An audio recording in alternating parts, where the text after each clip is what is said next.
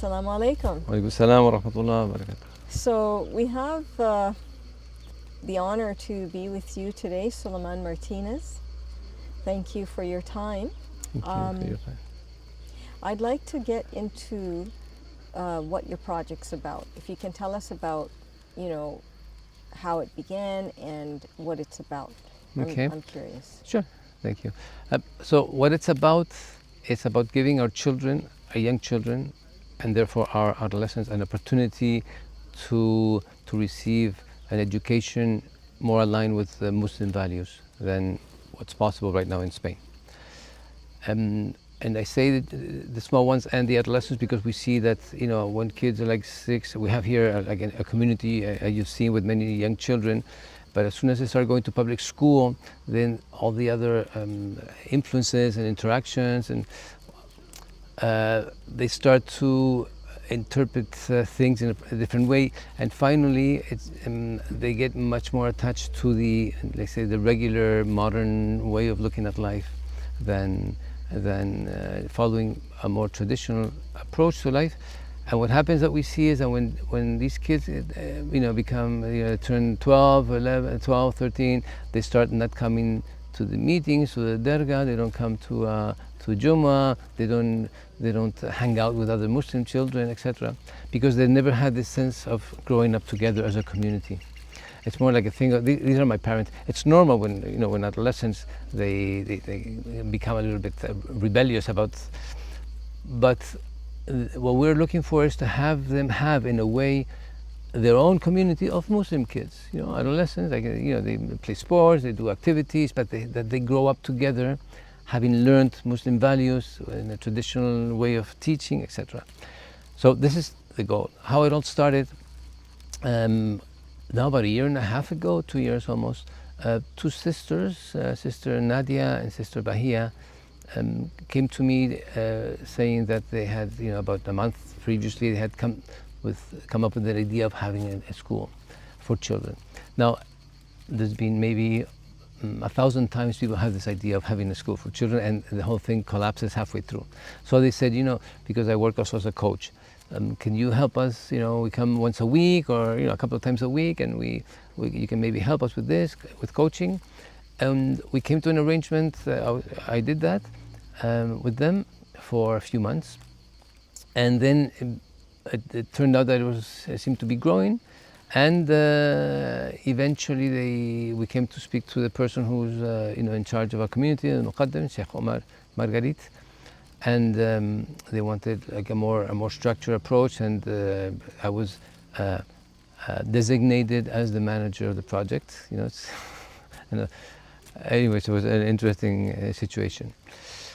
And then it started accelerating a little bit, and we've been now. The first thing was to try to find out how this could be done, if it could be done. Because in Spain it is illegal to do homeschooling or to if you don't bring your kids to school, the police will come and take you to court. And yes, so it's not, even there's some like Christian schools, like Catholic schools in Spain, but they follow the main way of teaching. Say, I don't want to call it brainwashing, but the modern mentality, and also a lot of religious. But for instance, science, biology or geography, it's taught from like a scientific point of view, not from the Tawheed point of view. It's almost like your religion is something for weekends or for your personal life.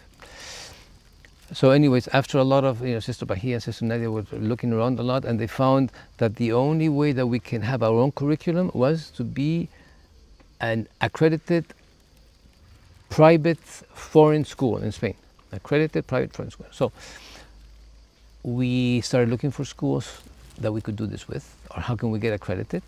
And there's all kinds of things happening here. We sent an email to a school that eventually was the one that we are working with now, but they never got our email for months and months and months. And we tried 2 or 3. We started working with them, and then when the thing fell through, we sort of said, "Wow, we don't know what to do." And then they got in contact with us. "Hey, we saw this email from 4 months ago." So this is a school in Pennsylvania, in Lehigh Valley. What's the name of the Revival Ihya. Okay. Yeah, it's run by Qari Saleh and her husband Omar Amir, and they're incredible people. And they have such a dedication, such beautiful approach. They've been now, I think, running the school for 7 years. They started, I think, with their kids, I think. And now I don't know if they have 30 or 40, I can't remember now how many they have, but anyways, and they have developed a really beautiful and strong curriculum based on traditional way of teaching, values, the trivium and, logic, and teaching kids how to deal with nature and how to deal with life, and at the same time interpreting everything from the point of view of our deen. So anyways, there's a bit of, we managed to get, we came to an agreement. We're working with them now for close to a year now, and we've found that there's a accreditation agency body in the United States, MSA and CISNA. One is for Muslims, one is for regular schools, and so the path that we're going now is finalize our accreditation. We have a letter of intent and of approval as a beginning school, because we have a little bit of a catch-22, and we can only get accredited if we're a school that's working here, and we can only become a school in Spain if we are accredited, because now we have to be like a regular public school. So anyways, they sent us a letter of intent and of approval. The Spanish administration has approved this. So that's one leg of our it's a stool that depends on two legs. The accreditation, and on the other side, finding premises that meet the requirements of both MSA, the accreditation agency, and the Spanish administration. They're mostly like accessibility, safety, that sort of thing. Bathrooms for the children, where wheelchairs can come in, and this sort of thing. Exit routes and that sort of thing. So this is where we are right now in the project. Right. Okay. So the location of where you'd like to build the school, is it currently where it is at, or do you have an actual land, and what city are we talking about? Okay. What's the population that you would be catering to? Okay, so right now we started a pilot project to allow us to start the process, and we've been doing what we call an afternoon school. So kids come after their school, or if they don't go to school, they come, and we've been teaching them Islamic sciences, we call it, for kids. They've memorized Aqid al-Awam. It's really cute to see them. They never spoke any Arabic, and now they can recite this in Arabic. And Shama'il, and stories of the prophets, and du'as, and what they need before you go to bed and when you get up, and this sort of thing. Alhamdulillah. We also we want to teach adab in a particular way. For instance, when they come into the school, first they come in with the right foot, of course, and the first thing they do is put the shoes away and pray 2 rakats as soon as they come in. When in the middle of the class there's a time for salah, we stop, call adhan, and we do salah. Even if they're young, but so they get used to putting things in the priority. And this is being done in premises that are too small for the actual school, so that's why it doesn't need. So to place ourselves geographically, we are in Spain, in the south of Spain, in Granada, which is a province, and we're at the foot of the Sierra Nevada mountains. Orgiva, which is the last refuge of the Muslims here after the Catholic kings threw them out. This is where they came. So we're surrounded by Islamic history, be it the Alhambra, Cordoba, Sevilla, but also how people live here, and the watering system that we have. Like I mentioned the other day, goes back like 1,000 years here. They're still using it, So this is like a little paradise in the middle of a desertic Andalusia. Orgiva is a very special and particular place. There's about 10,000 people living here. And the mayor told me a few months ago that there's 60 different nationalities registered here. So you walk down the street, the main street, and you hear Spanish, of course, but mostly English, French, Moroccan, Arabic, people from all over the world. But as a matter of course, there's a lot of Moroccan or Muslim stores here. And you see people come here to retire or to approach artistic endeavors. So it's very different from a regular in the mountains village in Spain. You know, it's very different in that sense. Why I'm mentioning this is because the people that we're actually trying to serve, it's not only the people here, it's also people who are willing to come here with their children.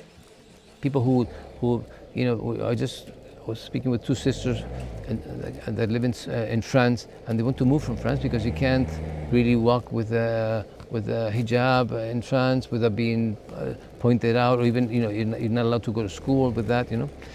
Children, and you know, you can't teach children Islamic values at school. So there's a lot of families who actually want to come here, but they don't have a place to take their children.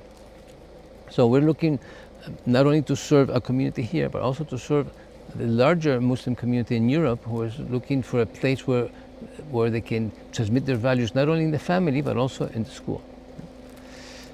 I forgot to mention, the main language of the school would be, inshallah, English. So kids who study with us will learn. They have to learn English, because we also did this year. We taught the kids. We had 1 hour of English immersion, and now after the 6 months, you can give a little class on anything, and they can follow you. And so the kids will, inshallah ta'ala, come out of school speaking Spanish, English, and Arabic, inshallah ta'ala. Right. So basically, now we're talking about Andalusia, Muslims living here, Spanish Muslims, people who have been here for generations. And is there an Islamic school here in Andalusia for children? Is there such a thing? There's no such thing. There's no such thing as an Islamic school in all of Spain. And how long has this been the case?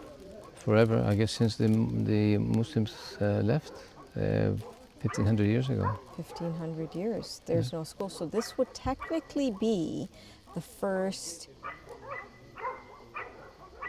model Islamic school in Andalusia, Spain. Correct. This would be the first. I don't want to say the only. Inshallah, it will be the first of many. Okay. Yes. And there's no primary school, Muslim school, and there's no secondary primary school. There's some Islamic studies as a university degree, or because now what used to be before Islamic Arabic philology, now they call it Islamic studies, but only from that point of view. And there's an Islamic university that opened in Sevilla, I think recently, and they want to help train for imam, people with hafiz and Quran and fiqh and aqeedah and all that. But this is a different idea. It's not like just like a school, like you send your children to your Catholic school, the same to your Muslim school. So you would have obviously, the main sciences, the main subjects, plus, be able to impart and retain the Islamic values. That's what you're looking at. And it's not a seminary. It's not like a madrasa, right? Like what you said. Okay. Just. Mm-hmm. Yes. And also the idea would be, I think we want to go back and reconnect with the moment where Islam was the source of knowledge in the world, of science, of discoveries, of travel, of commerce, of art. This is part of what Islam can offer. Obviously, Islamic society nowadays and our ummah is falling behind in many aspects, probably also because of fitna, separation. But at any rate, it's obvious that within Islam, all these great scientific achievements and discoveries can be made. So this is the one thing that we also want to instill in our children, the pride of being part of this sort of our community has provided, and may again, inshallah ta'ala, provide to humanity a way of life which is full of light and full of discoveries, but never trying to be like God, like we're doing now. Like we want to alter sex, and we alter, the basic structure of matter and everything, So So I think the most important point to recognize is in Spain there's no such thing as a Muslim school for children. So this would be the first of its kind. And have you all scouted a property or a location where you see the actual manifestation of this project? Do you have, a plan set? What stage are you at right now, apart from accreditation and so forth? So, like I mentioned, accreditation is one of the columns, the pillars. The other is the premises, and it's not easy. Obviously, we have identified what I think would be really a place that would work for us, even if we manage to grow eventually, because we would like to grow organically. Maybe the first year we start with 4 or 5 or 6 or 7 kids, and then eventually go through the different grades. And it's in town. It's in a quiet part of town. It has like property, land that you can use for teaching kids. Actually, there's actually horses grazing there now. So there's quite a bit of land, and you have animals, husbandry. You can teach. You have a shed there to teach carpentry and to teach manual labor, which I think is also very important. And so where we are right now is we need to secure that. We tend to do some fundraising, but we're talking an amount of money that's really difficult to raise through just what people here can give you, like 20, 50 euros or dollars, like that. We're talking about the property would cost to get it ready about 400,000 euros.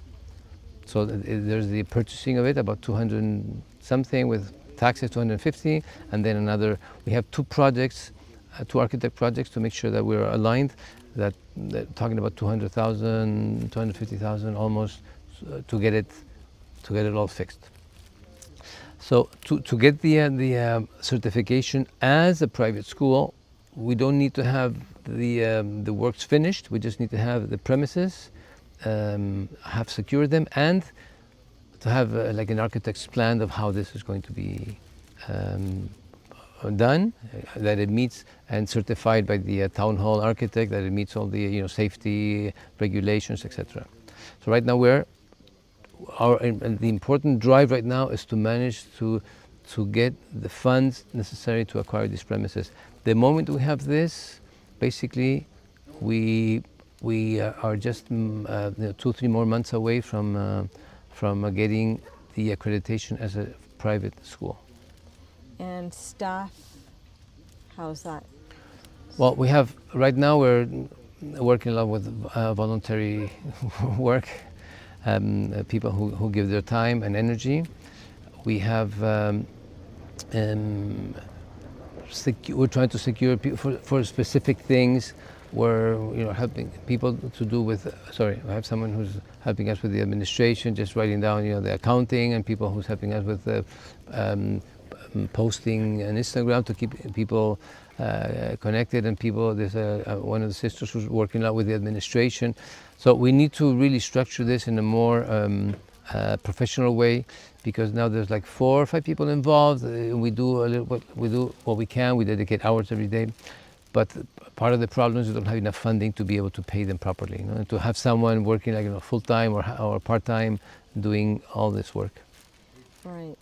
So we're looking at currently approximately, maybe to begin with, 500,000 euros, let's just say. Ballpark. Yes, that would be nice. We have a business plan that takes us 5 years, and that would be almost another 500,000, almost 1 million. But by then, the school, inshallah, will be self-sustaining, because we also have other communities we can serve in the UK. There's a lot of communities who do homeschooling, and they can, for them it would be great to be able to send their children here for 2 weeks in the middle of the winter or the spring.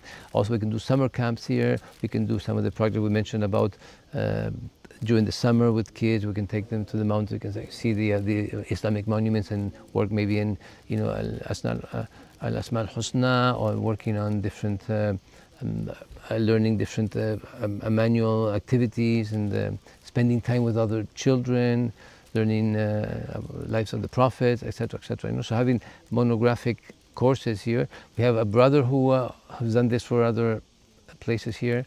He's a beekeeper, So it takes the kids, so they see how the bees make the honey and what they have to do. They have brothers here who work as carpenters. We have sisters who knit and do all kinds of beautiful things, or teach painting and drawing. So around this we can create, I think, very interesting courses for people who don't live here but who are willing to come here. For them it's a holiday, and for their children to be around other children also. So like an immersive experience in Muslim Spain. In Muslim Spain, yes. Retreats, potentially summer camps, winter camps. Spring camps. Spring camps. Yes. Okay. Of course, this would be so. The fact that these premises that we have identified, they have quite a bit of land. That you can eventually put tents or whatever. Also in Orgiva, you can have it. People can stay at their house, rent a house, and anyway. So it's the fact that you have space. Also, these premises have 3 floors, so we can have also like courses or seminars happening while the school is going on, etc. So it's actually, we're looking for a place that allows us to grow into self-sustainability. I don't know if that's a word, but yeah, I understand. It is. Okay, so I think that's basically a good sort of understanding of what we're looking at, and we're looking for individuals who would be able to support this project. Are you all planning to put up a website or more information? We have a website. We have a PDF that explains where the project is at right now. We keep changing it as we move on with the milestones and everything, a timeline. Everything is changing. Allah subhanahu wa ta'ala knows why, and we're falling behind our expectations, but it's because our expectations were wrong, obviously. And of course, you can always contact us. We have a website, we have emails. We can give these to you, obviously. And we are actually, I think this, I think the best kind of sadaqah jariyah you could give, or one of the best, because this is helping our community, our children, become the leaders of our community that we need. Because I think in all society, Muslim and not Muslim, adolescents are confused. We're all confused in many ways. So if they're not given a guidance and to learn how to behave in such and such a manner, in such a situation, and they don't have this at home, as they get older, they lose this. It's not cool. It's not cool. So how do we turn this into something cool for them, and they want to be part of another Muslim brotherhood? And we're trying to encourage a lot this idea of Muslim brotherhood. Being supporting each other, helping each other, bringing back manly and womanly values, and trying to implement them here with the kids and with the adults, because a lot of the adults, we are converts here. So we've been brainwashed for many years here, inshallah. So right now, the one thing that we need right now is funding to secure the premises. This is the one thing that we need, because this would make it, that will bring it like a next step up, and then the process can continue. And then once that's started, we can start also opening registration, and maybe for next September, or so next year, or maybe in the middle of the year, doesn't matter, because you can take your kids out of school whenever you want to put them in here. So this is exactly where we're at now. The other track that we're following, which is the accreditation, we just keep going, working on everything, make sure we have to do this, we have to do that, we're working on it. They had a visit in the States already, and they had like a positive report. So inshallah ta'ala, the accreditation could be done by September, and we just need the other leg right now. So we're looking at about another 2 months or so, 2 to 3 months for the accreditation. Yes. Yeah. Yes, if everything goes well, because we had a meeting very recently, and they said after the first positive report that we had, then any other things that may be missing later are just recommendations that you need to implement in 1 year or 2 years. So they don't see that there should be any problem with this. Excellent. SubhanAllah. So I think we've covered all that we need to. I think this is very exciting, considering this is happening in Spain. Spain, yes. Yeah. Al-Andalus. Spain, Andalus. Yes. We also want to have one particular subject, which is reconnecting with, we call it Revival Al-Andalus, because we actually want to have one subject at least that reconnects with Al-Andalus. Not just as, if you go to Alhambra, you go once, oh, so beautiful, it's so beautiful. You go, no, oh, it's so beautiful, you go a second, you go a third, and then you start to see what's going on there. From the mathematics point of view, from the, you know, there's this man who studied, they have these, some of the mosaics have the proportion that there is into the inside and the outside is 1.14, which is the last number of the surah of the Quran. And there's all kinds of allusions, mathematical allusions. There's a whole book about the mathematical Alhambra, and then the constructive Alhambra. You know, it's like, it's incredible. What's you know, what these people had in their minds, and they, you know, they had no computers to calculate all this. No, it's all made with just a line, like a string, you know, and a ruler. That's it. It's incredible. It's incredible when you understand the essence of something. So this is how we want to teach, you know. So they understand the essence of something, and also to reconnect also with the Prophet Muhammad ﷺ, and you know, with Allah's will that you know, a lot of people come here to Orgiva. It's another thing I should mention. People come to Orgiva looking for something. Sometimes they come just on holidays, but they're looking for something, and a lot of people just stay. You have brothers who come here for, or you know, families who come here, and they say, I have to come back here. And maybe like 6 months later, they sold their house and they come back here. There's something here, it's a special place, and I encourage everyone to come here and visit, and see, you know, this little community. We have a lot of children, a lot of young children between the ages of 2 and 6 and 7. There's, I don't know, all kinds of, you know, all families have 3 or 4 or 5 children here, which is very uncommon in Spain. So it's a very special place, I think. I'm saying this because the school not only is in Andalusia, and it's in Orgiva, and Orgiva is a very particular place within Andalusia, a very particular place that attracts people who are searching spiritually. Excellent. So, really appreciate your time, and we look forward to working with you all So much. to support this project, to let others know about it, and to have others connect with it and benefit. Alhamdulillah, alhamdulillah. May Allah hear your words and make everything easy for us and for you. I mean, all of us. Thank you so much. Amen. Thank you. Thank you. Thank you for your time.